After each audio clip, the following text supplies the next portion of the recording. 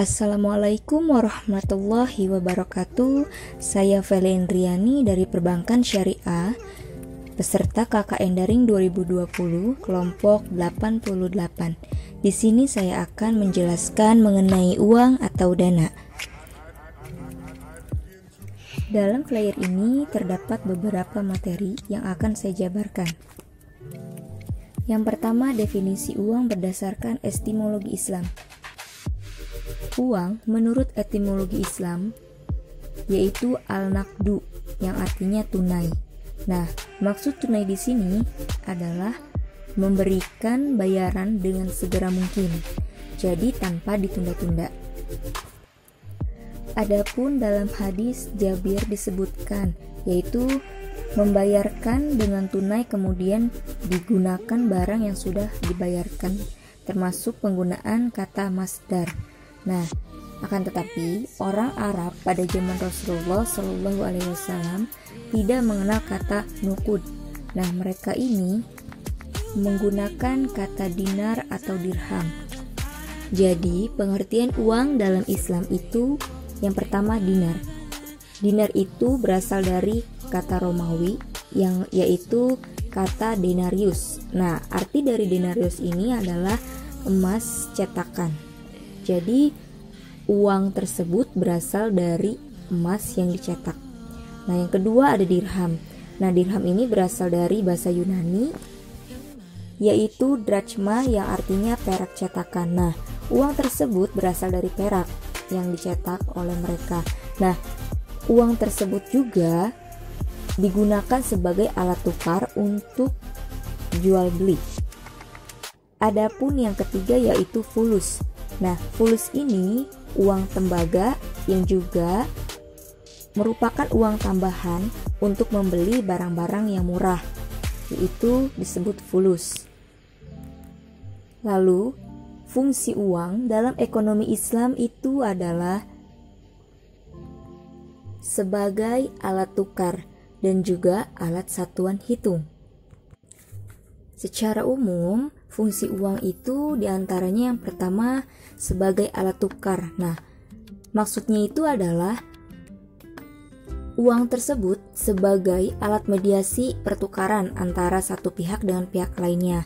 Nah, sehingga manusia tidak harus menggunakan sistem barter lagi, tetapi diganti oleh pertukaran uang yang kemudian bertukar dengan barang atau jasa. Yang kedua, sebagai unit penghitung. Nah, maksudnya itu adalah untuk menjadi standar penilaian moneter terhadap barang atau jasa. Lalu yang ketiga yaitu sebagai alat penyimpanan nilai atau daya beli uang. Nah, yang berfungsi sebagai media untuk menyimpan nilai kekayaan yang didapat oleh manusia dalam aktivitas ekonomi sehari-hari. Dan yang keempat itu sebagai standar pembayaran tertangguhkan. Nah, maksudnya itu sebagai patokan nilai pada transaksi yang waktunya itu tertangguhkan. Nah, hal tersebut juga bisa dibilang dengan transaksi kredit. Selanjutnya ada jenis uang. Nah, jenis uang secara umum yaitu ada uang kartal dan juga uang giral.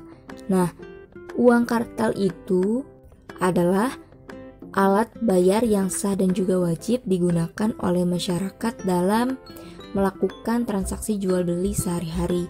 Nah, pemisalannya yaitu transaksi jual beli di dalam pasar. Nah, di dalam pasar ini kita bertukar antara uang dan juga barang. Nah, uang yang sering kita gunakan di pasar tersebut untuk jual beli termasuk uang kartal.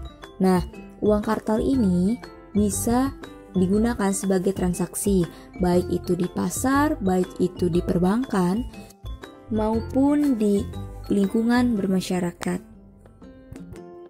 Kemudian ada uang giral. Nah, uang giral ini merupakan uang yang dimiliki masyarakat dalam bentuk simpanan atau disebut dengan deposito yang dapat ditarik sesuai kebutuhan. Uang giral ini biasanya dikeluarkan oleh pihak bank berupa surat-surat berharga. Contoh dari uang giral diantaranya ada cek. Yang kedua ada giro, yang ketiga kartu kredit, dan yang keempat wesel pos.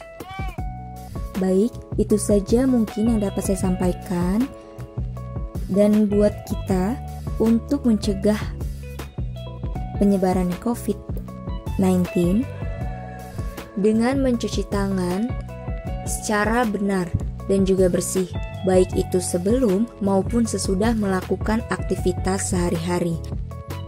Nah, adapun juga kita sebelum atau sesudah memegang uang, alangkah baiknya kita mencuci tangan terlebih dahulu dengan benar dan juga bersih.